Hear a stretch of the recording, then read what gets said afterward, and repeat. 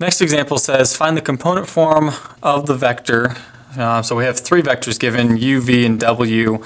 We're asked to find u plus v. Okay, so if I want to find u plus v, we take vector u plus vector v, like that. And now we're going to add them together. So it's -1 plus 2 and 3 plus 4. So notice I've just simply added the x's together, and then we are adding the y's together. So to combine two vectors, you just add the x's, add the y's. Okay, well now let's complete the operation. We end up with 1, 7. And there's u plus v. Okay. I'd also like to show you how to do this on a graph. So let's go ahead and make a graph.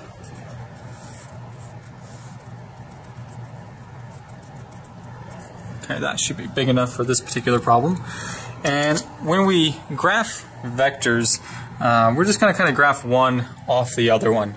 In other words, if I want to add u and v together, I'm just going to start by graphing vector u. Vector u starts at the origin 0, 0, and it goes -1, 3. So -1, 3. Okay, there's vector u. Now, I need to add to vector u, vector v. So what I do is just from the end of vector u. So I kind of pretend that vector u's end point, its terminal point, is kind of like the origin. I'm going to graph vector v to it. So 2, 4, positive 2, so I'm going to go right 2, and then positive 4, I'm going to count up 4, ends it right there. And so here's vector v. So I graph vector u and vector v, just vector v got kind of tacked on right to the end of vector u. And what I have next, I'm going to connect right there. Here is u plus v. Okay, we call this sometimes the resultant vector. Okay. All right, let's try number 18. Here we've got some scalar products involved. We're trying to find 2u minus 4v. So I'm going to take 2 times u minus 4. I'm going to think of the minus 4 as a plus, a -4 times v, like that. So now we are allowed to distribute these scalars. So we should do that next. It's -2, 6 plus -8, -16. And now we're going to go ahead and add these two vectors together. So without showing the work, it's the x plus the x, and it is the y plus the y, like that. Okay, so there's 2u minus 4v.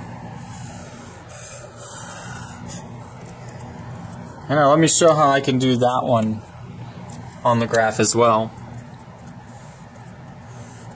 Let's see, these numbers are a little bit bigger to deal with, so let's see.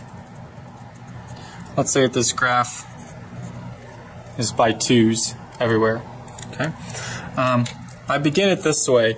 I don't plot u and v. I plot the scalar times u and the scalar times v. And the reason why I changed right here to plus and negative is because on the graph we can only show vector addition. So I had to get this down to an addition problem, not a subtraction problem, for the sake of this graph that I'm going to build. So I start with -2, 6. And if I'm counting by 2's, -2, 6 is right here. Okay, so here is, it's not vector u, this is vector 2u. So I'm going to label it as 2u. Now from the end of vector 2u, we're going to add vector -4v, and that's this vector right here. So from this point as the origin, I'm going to go 8 to the left and 16 down. And again, every line is by 2's, so it's going to put it kind of right there at this mark. I need to go 16 down, so that's 6, 8, 10, 12, 14, 16. It plots about right there. So this is negative 4v.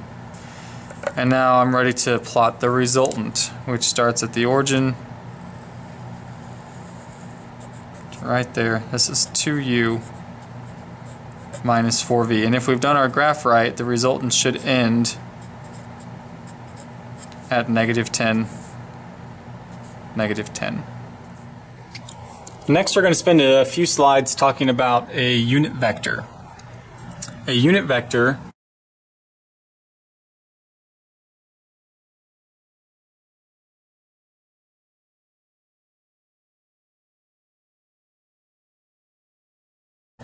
Okay, so unit vector u is a unit vector of v if it has the same direction of v and it has a magnitude of 1.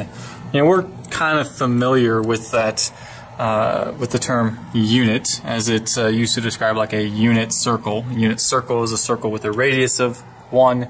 Well, same kind of thing. This unit vector is a vector that has a length of 1 unit. So how do we find a unit vector? U, the unit vector, is equal, so again, off of this, the unit vector of vector v is equal to vector v divided by the magnitude of vector v, or 1 over the magnitude of vector v times v, if you want to think of this as like a scalar times a vector.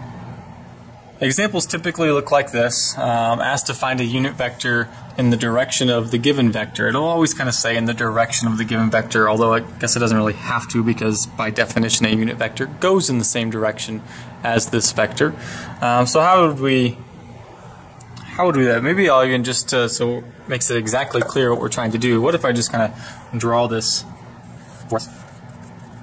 Okay, so we've got vector u goes negative 2, 4.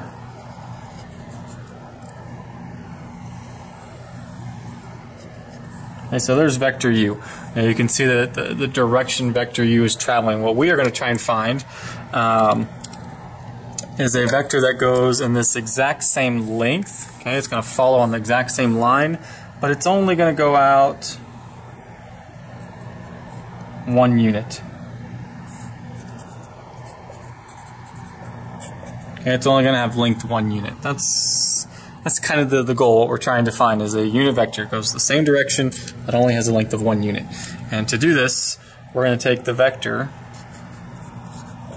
negative 2, 4 and divide it by its magnitude, which is found by doing negative 2 squared plus 4 squared. That's the Pythagorean's theorem calculation. So we've got negative 2, 4 divided by, this comes out to be 4, this comes out to be 16, so that's the square root of 20. Let's come down here, so we have the vector negative 2, 4 divided by square root of 20 is 2 square root of 5.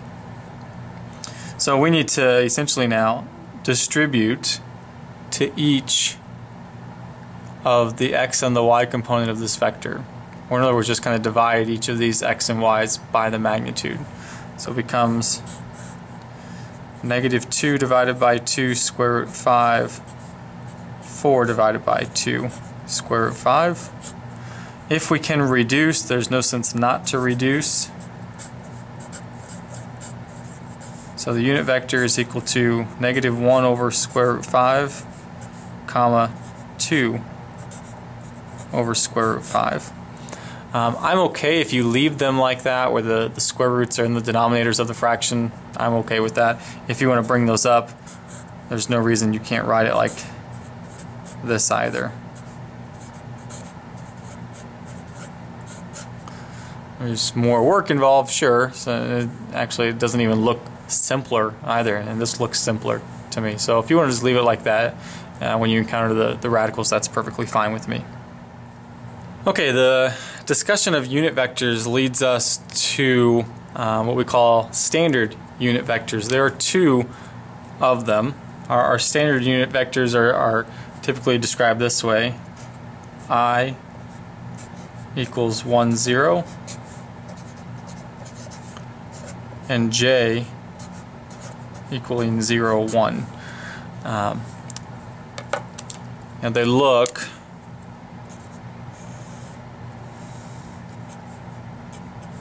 simply like this. You'd have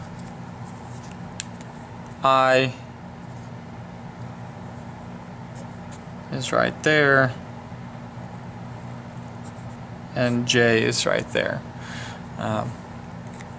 They're kind of like a horizontal and vertical component vector is kind of what they are. Now that leads us to a way to rewrite the component form of a vector. So let's just say we start with a component form. Let's say that vector v is equal to a, b. Some vector starts at the origin, ends at this xy point a comma b.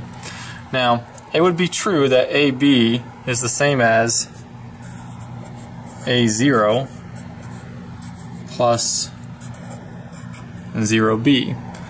Think about doing the addition backwards, right? This would make perfect sense. A plus 0 is a, 0 plus b is b. So nothing wrong with that.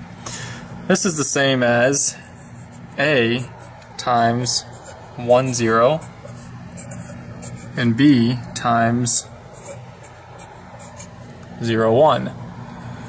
Okay, do the redistribute in reverse. A times 1, 0 would certainly give you this vector, a0, and b times 0, 1 would certainly give you 0b. Okay. Now we do a little substitution. A times the vector 1, 0, well, 1 comma 0 is I. So we replace the 1 comma 0 with I, and 0, 1, this vector 0, 1 is j, so we get bj. So vector v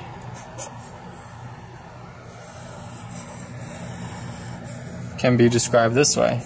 This is called linear combinations form.